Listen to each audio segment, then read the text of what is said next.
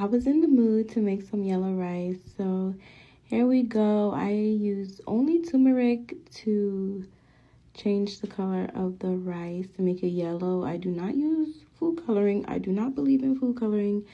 Then I use some ginger powder and some salt. You can also use onion powder and like Maggie cubes or whatever you wish to do.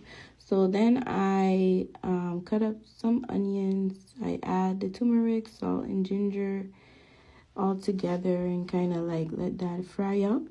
And then I add the rice and let that fry up, of course, and toss it and turn it. Don't let it burn, and let it cook for a bit with a little water.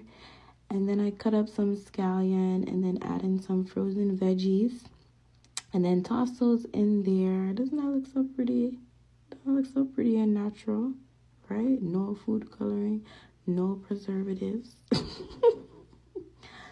No fake ingredients. And another thing, when you are making fried rice, only use quality rice. Like, only use jasmine rice, please. So then, yeah, I just toss those in there. Just let that cook up and steam for a bit. And I put the top on it for it to steam and soften the veggies. And, just keep stirring until your desire. And there you have it, yellow fried rice. No food coloring.